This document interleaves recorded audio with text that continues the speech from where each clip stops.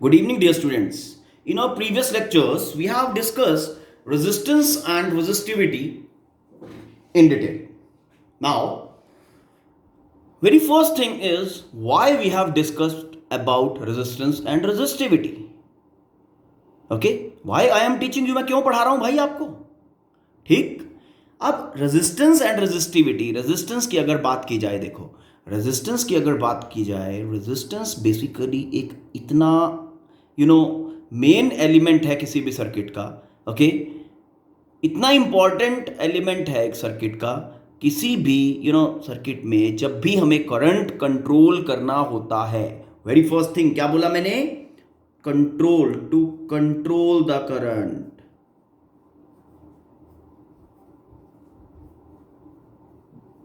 और दूसरा thing is, जब भी हमें कहीं पोटेंशियल का डिवीजन करना होता है,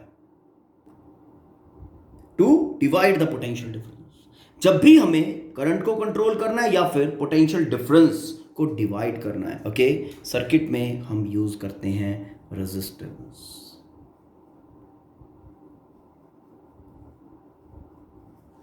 वो कमर्शियल पैक जो हमारे ये वाले पर्पसेस रिजॉल्व करता है, ओके, उसको हम रेजिस्टेंस कहते हैं. ठीक है, मार्केट में अवेलेबल है, तभी तो सर्किट में लगता है ना. अब मार्केट में अवेलेबल है, आप लोगों ने देखा भी होगा. ओके, रेजिस्टेंस मार्केट में डिफरेंट पैक्स के अंदर अवेलेबल है, बट इस लेवल के ऊपर हम दो ही पैक्स की बात करेंगे. ओके, रेजिस्टेंस देखो, अगर जनरल हम बात करें, रेजिस्टेंस फिक्स रेजिस्टेंस भी होते हैं, फिक्स रेजिस्टेंस, एंड सेकंड होता है वेरिएबल रेजिस्टेंस.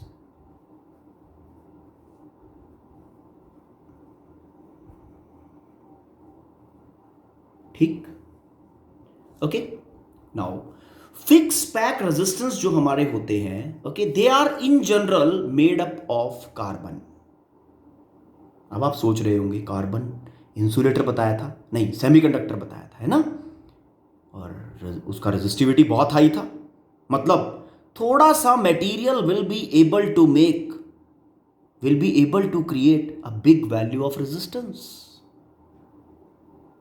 है ना. फिक्स रेजिस्टेंसेस इस कारण से हम किसके बनाते हैं, carbon. Okay, small pack cylindrical form में होती हैं. और वेरिएबल रेजिस्टेंसेस जो इन जनरल बनाई जाती हैं, वो बनाई जाती हैं wire bound resistances.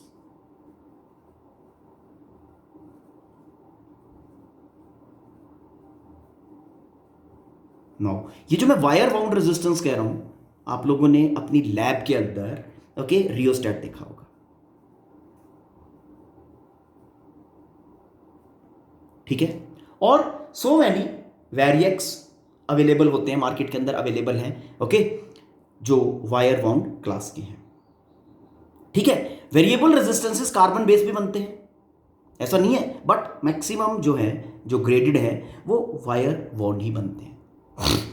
Okay, hope the thing is clear. Now अब ये वायर बाउंड और कार्बन, ठीक है ना, किस तरह से, how they create the resistance, और ये कमर्शियल पैक में किस तरह से आते हैं वायर बाउंड रेजिस्टेंसेस. अब इसमें हम क्या करते हैं, एक लॉन्ग लेंथ ऑफ वायर ले लेते हैं. ठीक, किस बेसिस पे लेंथ सेलेक्ट करते हैं, लेंथ इज सेलेक्टेड यूजिंग, जो भी रेजिस्टेंस मुझे बनाना है उसके अकॉर्डिंगली हम मटेरियल सेलेक्ट करते हैं. रो, उसका स्पेसिफिक कुछ रेजिस्टिविटी होगा, कुछ उसका एरिया ऑफ क्रॉस सेक्शन होगा, तो particular length of that particular wire will be making particular value of resistance. 10 ओम का रेजिस्टेंस बनाना है, तो एक पर्टिकुलर मटेरियल का वायर लिया और particular area of cross section का जितना लेंथ 10 ओम बना देगा, उतना लेंथ सेलेक्ट करके उस लेंथ को, जो वायर है उस लेंथ को क्या किया, एक बॉबिन के ऊपर, एक सिलेंड्रिकल हॉलो पाइप के ऊपर छोटे से उसको रोल कर देते हैं. ओके, दोनों एंड्स आ गए, एंड ऑफ रेजिस्टेंस, बन गई वायर बाउंड रेजिस्टेंस.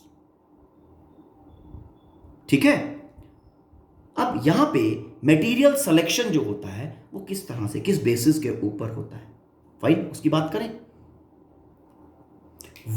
जो भी मटेरियल हम स्टैंडर्ड रेजिस्टेंस बनाने के लिए यूज करते हैं, ओके, उसका एक प्रॉपर्टी ये है, should have very large value of, very high value of resistivity. क्यों? रेजिस्टिविटी अगर ज्यादा होगा तो ज्यादा बिग रेजिस्टेंस बनाने के लिए मुझे थोड़ा मटेरियल यूज करना पड़ेगा। ओके, लेसर लेंथ में मेरा काम चल जाएगा। ओके, सेकंड प्रॉपर्टी है जो मटेरियल्स का, that is the material should have very low value of temperature coefficient of resistivity, that is alpha, जिसकी हमने प्रीवियस लेक्चर्स में बात की है। Okay, very low value of alpha का क्या इफेक्ट होगा? ओके, अगर हम उसके इफेक्ट की बात करें, ओके, तो that will be deciding about the variation of resistance with temperature.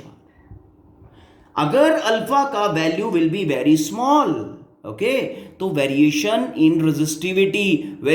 In resistance of the material with the temperature will be very much small. और जो हमारा स्टैंडर्ड रेजिस्टेंस है, ओके, वो स्टैंडर्ड रेजिस्टेंस जो होगा वो अपनी वैल्यू से ज़्यादा वेरिएशन नहीं दिखाएगा, चाहे आप उसको बहुत हाई टेम्परेचर के ऊपर यूज करो, चाहे आप उसको बहुत लो टेम्परेचर के ऊपर यूज करो। Okay, you know these are the main things, ये याद रखने वाली बात है।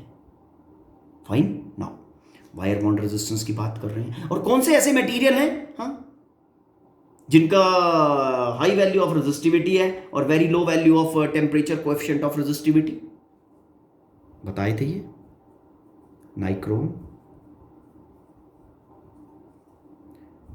Constantine,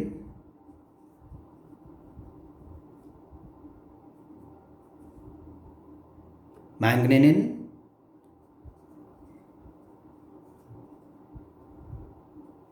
and eureka etcetera. So many other materials also we have, but popular जो है वो ये वाले हैं। यूरेका भी इतना ज़्यादा यूज नहीं होता, nichrome, constantan and manganin. Okay, these are the materials which are used to make standard resistances of wire bond class. Okay, why these materials are used? Because these are having very high value of resistivity and very low value of temperature coefficient of resistivity. So what is a wire bond resistance? So you must have got the information about. Basically wire of proper length is taken, okay, and proper length of wire as per this formula is making the resistance, and then that wire, okay, is wounded like this. जितना length होता है, okay, उसके accordingly उसको बार बार so many layers बना के, okay, like this is your, okay, wire bond resistance. Fix भी बनती है, वेरिएबल भी बनती है, ऐसा कोई स्पेसिफिक नहीं है, फिक्स भी बन जाती हैं और वेरिएबल दोनों वायर बॉन्ड क्लास में बनती हैं। ओके, और जब हमें बहुत स्मॉल रेजिस्टेंस, बहुत स्मॉल, बेसिकली क्या होता है, ये वायर बॉन्ड रेजिस्टेंसेस है ना, ये हाई पावर हैंडलिंग के लिए यूज करते हैं हम। ओके, जब हमें लो पावर हैंडलिंग की जरूरत होती है तो then we use carbon resistances. Now you must be thinking कि भाई ये कार्बन क्यों यूज कर रहे हैं रेजिस्टेंस बनाने के लिए? Again the same thing I will say.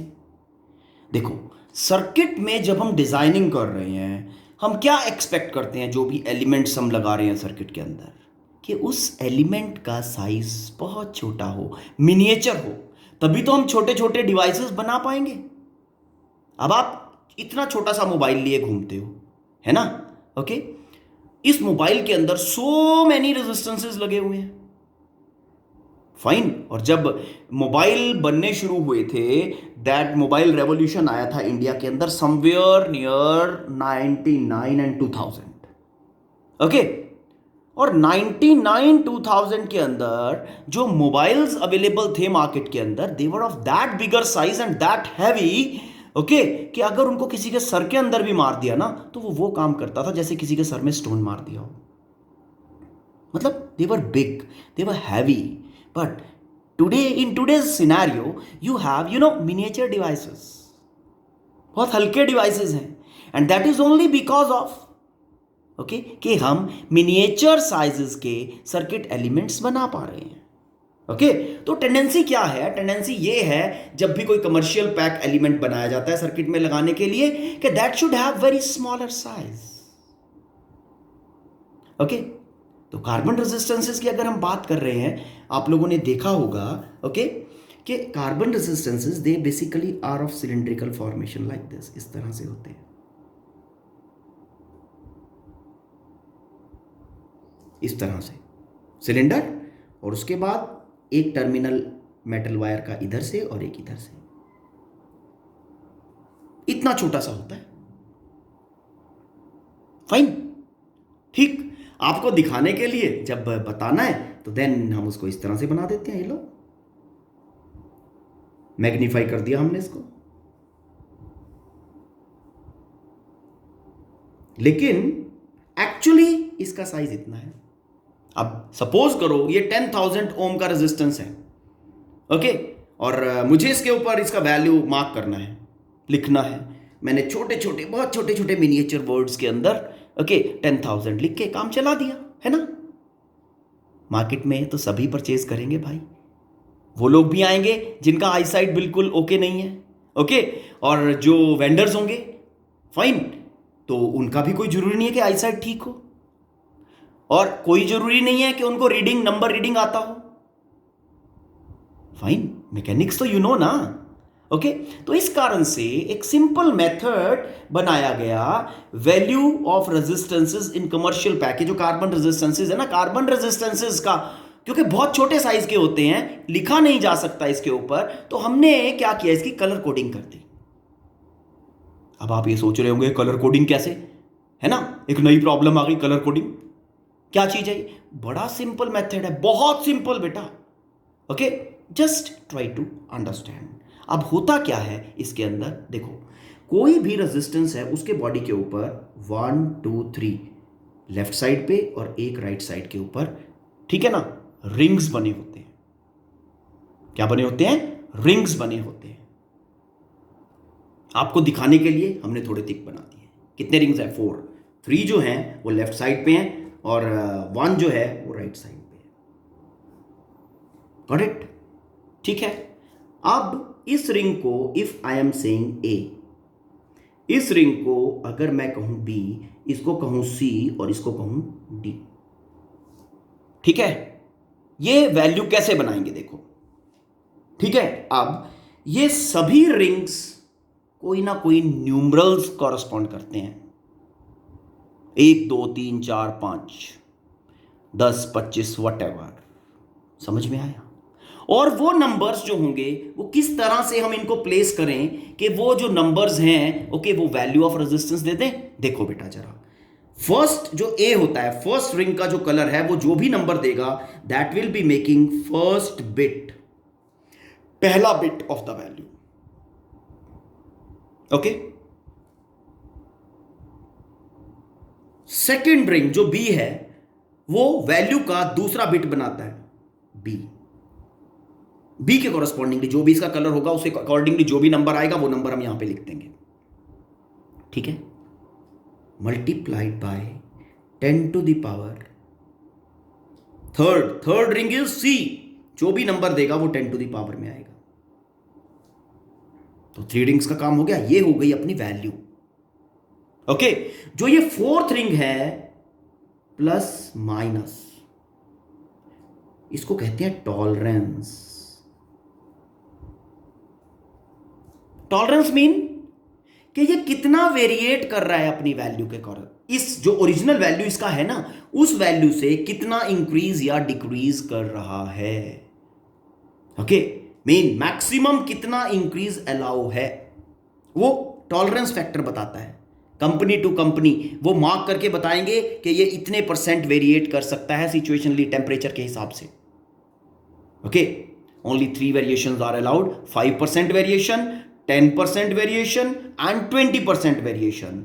इससे ज्यादा variations are not allowed. Okay, commercial fixed standards है ना। ओके, स्टैंडर्ड्स के अकॉर्डिंगली मार्किंग है। समझ में आ गया? अब आप ये सोच रहे होंगे कि ये रिंग का कलर, ठीक है ना, कलर एक नंबर कैसे बनाएगा? ठीक, लेट अस सी। देखो, कोई भी नंबर क्रिएट करने के लिए हमें ये 10 नंबर्स चाहिए, 0 से लेके 9 तक, है ना। यूजिंग दीज बिट्स हम कोई भी नंबर क्रिएट कर सकते हैं, ठीक है। अब ये जो बिट्स हैं, ये जो नंबर हैं आपके, ओके, कलर्स इनको किस तरह से रिप्रेजेंट कर रहे हैं, सी दैट। ये कलर सीक्वेंस है, ओके, जो इन बिट्स के नंबर्स को कन्वे करता है। B B B this. अब देखो, बी से ब्लैक भी होता है, ब्राउन भी होता है, ब्लू भी होता है। एक B, second B, third B, कौन सा बी क्या बता रहा है ना। ठीक है, हमने लिख तो दिया, ये first B is representing 0, second B is representing 1। चलो, आर इज रेड तो सिंगल ही है, ठीक है ना, 2 रिप्रेजेंट कर रहा है। ऑरेंज, येलो, दिस जी भी 2 हैं। ओके, डब्ल्यू वाइट है, वाइट 9। बट ये जो बीच में है डबल, ट्रिपल, हाउ दे, ठीक है ना, किस तरह से। चलो, जो पहले क्लियर है उनकी बात कर लेते हैं। जो कलर हमें डायरेक्टली पता चल रहे हैं वो आपके सामने है, red, orange, yellow, violet, white, ठीक है। अब बाकी कलर्स किस तरह से, हाउ किस तरह से याद रखे जाएंगे? देखो, जब हमारा बर्थ हुआ तो जो थोड़े बहुत बाल थे वो कैसे थे? Those were black. तो फर्स्ट बर्थ हुआ, 0 एज थी ना, ब्लैक। 0 एज पे हमारे जो बाल थे वो ब्लैक थे जब बर्थ हुआ, थोड़े बहुत जो थे। ओके, उसके बाद बड़े हुए, धूप में निकले, ठीक, बाल हो गए ब्राउन। तो ये जो सेकंड वाला बी है ये ब्राउन बताता है। उसके बाद और बड़े हुए, मम्मी पापा की सुननी बंद कर दी, सुननी बंद की तो फिर अपनी मर्जी से हमने कलर्स करवाए, देखो, ठीक है। ये सारे कलर्स वो आ गए जो आप अपनी मर्जी से करवाते हो जब आप मम्मी पापा की सुननी बंद कर देते हो, है ना, होता है ना ऐसा। ये सारे वही कलर है, देखो, रेड, ऑरेंज, येलो, ग्रीन, जी का भी पता नहीं है क्या है ये, बी ब्लू, ठीक है ना, वी वायलट, बी का भी अभी कंफ्यूजन है कि बी कौन सा होगा, लाइक दैट, ठीक है ना। चलो, अब ये जी कौन सा है, देखो आप ध्यान से, ये आप अपनी मर्जी से, ओके, हेयर्स के कलर करवा रहे हो, डन। ओके, बुढ़े हो गए, टूटने से पहले बाल हुए वाइट, यस, लास्ट वाला W 9 मतलब फाइनल एज। वाइट होने से पहले बाल हुए थे grey,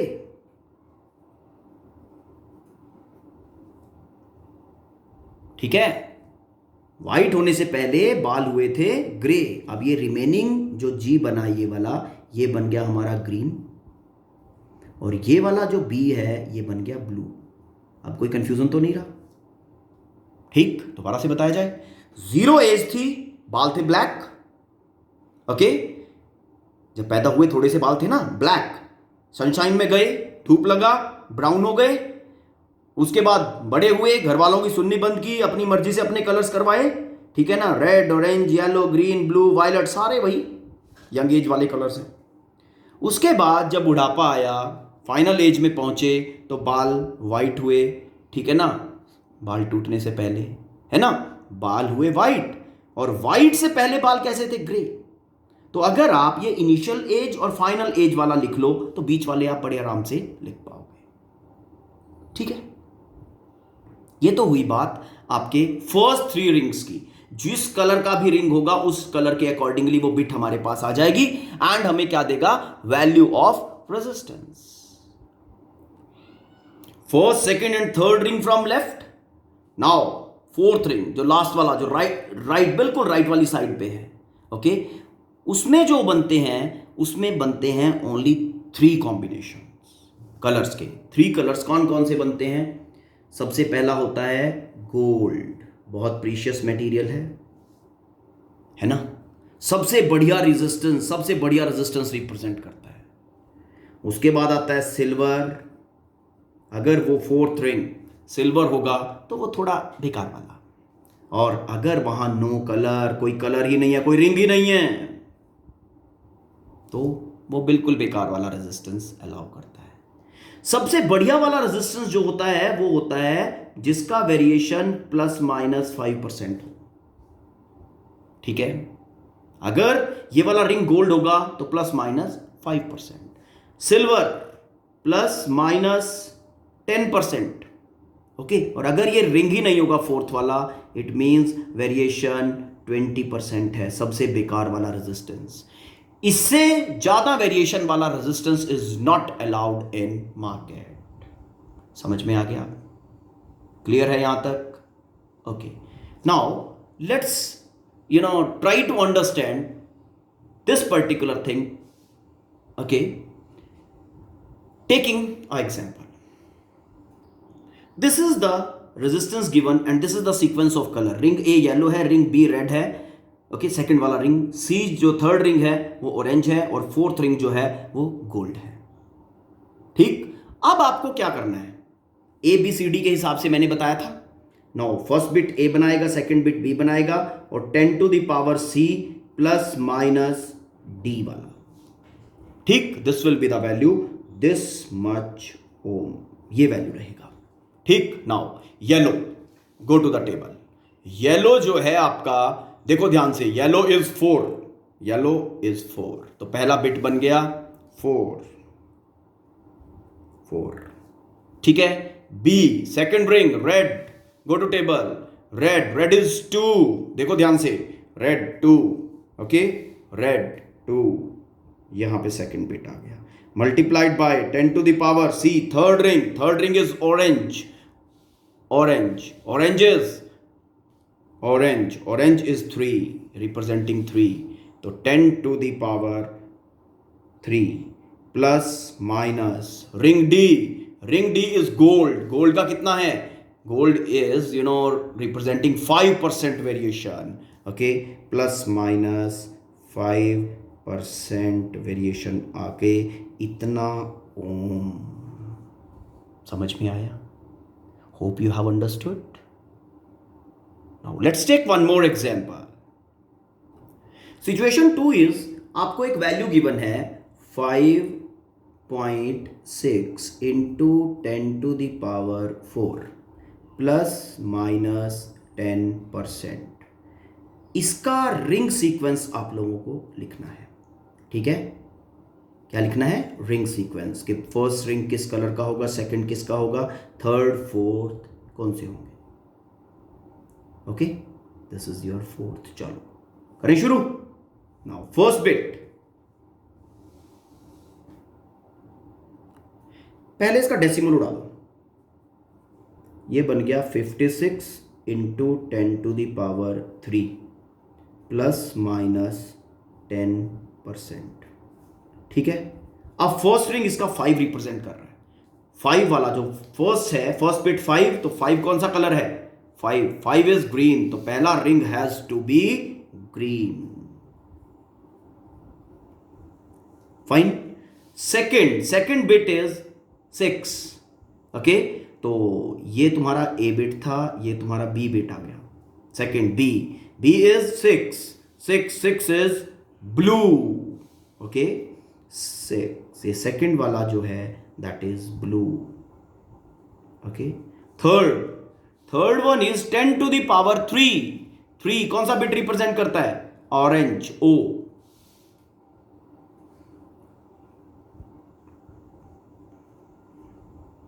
now coming over to fourth one, ये फोर्थ वन कैसा है, फोर्थ वन 10% चाहिए, 10% टॉलरेंस कौन दे रहा है, सिल्वर, तो this ring has to be silver in colour, okay. तो इस कलर्स के जब रिंग्स होंगे तो ये वैल्यू रिप्रेजेंट करेंगे बेटा, this all, okay. Everything I told you. Now अभी तक अगर ये ध्यान से करो और ये सीक्वेंस अपने आप लिखना पड़ जाए तो you will not be able to write. Yes, try कर लेना. ठीक है, ओके. तो इसको याद रखने का जो तरीका है, मैं भी इसको ऐसे याद रखता हूं. ठीक है, देखो, B Roy of Great Britain having very good wife.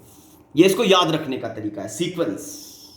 Okay, what I said, B Roy of Great Britain having very good wife. तो इस पर्टिकुलर टर्मोलॉजी को याद रख के आप ये सीक्वेंस याद रख सकते हो. बी रॉय, ये जो कैपिटल्स में लिखे हैं, ROY, रॉय ऑफ ग्रेट का जी कैपिटल है, great. Britain, B. Having, skip करो. Okay, very, V. Good, G. Wife. तो ये इसका सीक्वेंस, इसको सीक्वेंस में लिखने का, this is the way to remember. Hope you have understood.